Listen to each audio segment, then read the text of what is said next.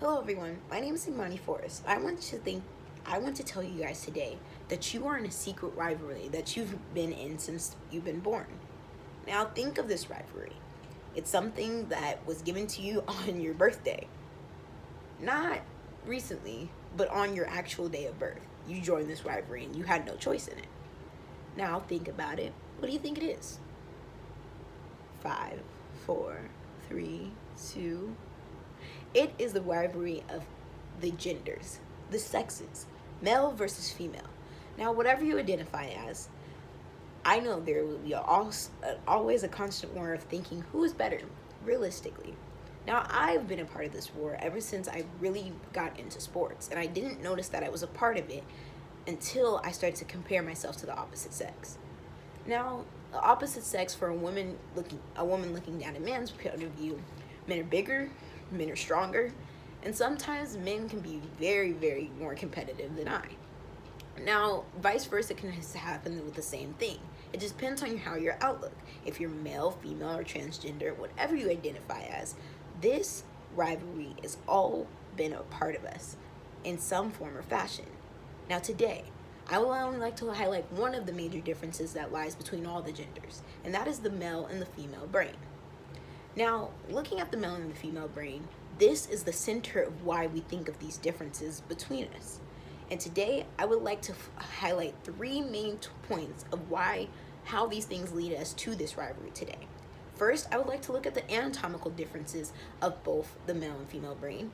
Then I would like to look at the unique features and how both of these things lead to how men and women think. Let's look at some of these anatomical. According to Dr. Jantz, in a study of 25 men and 25 females, he found that the male brain utilizes 7 more times of gray matter for an activity, while female brain utilizes nearly 10 more times of white matter. Now, you're probably asking, why does white matter and why does gray matter in this sense? They matter because gray matter is more of your processing things. Gray matter allows you to do more strategical thinking and more intensified focus. This is why a lot of men, once they start a task, they must finish it because of that abundance of gray matter that's in their brain forces them to want to focus more on one task at a time. Now, what does white matter do? White matter allows your signals to be sent throughout your body at multiple times and fast, very, very fast. This is why a lot of women can multitask, sending different signals to different parts of their body, allowing them to do more things, but at a less intensified focus. This is why you might see a woman running around doing 5,000 things.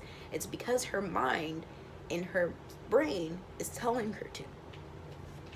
Now, another anatomical difference found by Dr. Callie at the Stanford study of the female versus male brain found that a woman's hippocampus is critical to learning and is actually larger than the female and the male brain. Now, this allows females to be more intrigued with learning, while males, due to this their smaller size of their hippocampus, they're less intrigued to learn. Also, a man's amygdala, which is associated with experiencing emotion, is bigger than a woman's. So when a man goes through something, it could impact them more than typically a woman does. This is why a lot of emotional distress that women experience don't relate as the same to men. Now, let's look at some of the unique features of the male and female brain.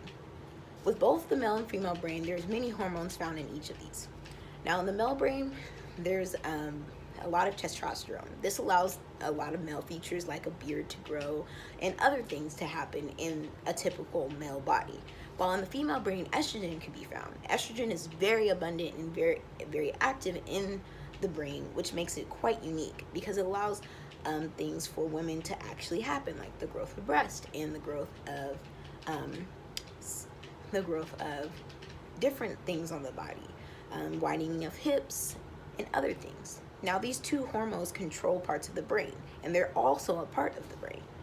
Also, it was found within another article of Dr. Jenks that females often have a higher density of neural connections.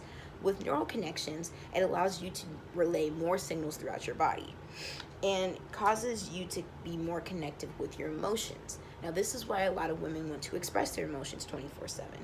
According to the Akandan author Rebecca Sharman, it said men tend to deal with stress more better than women. Now, this is true because of that gray matter that allows them to intensify their focus on one thing. With all of this in mind, now we can analyze the differences between how men and women think. From Gina Riplin's author of the Gendered Brain, women on average score highly on empathy, whilst men average more on rule-based systems. Men seem to be more strategical in thinking. This is why you see a lot of men enter like STEM fields like science and math. It allows them to think in a more focused and intensified manner when they want to attack a lot of problems head on. While a woman, she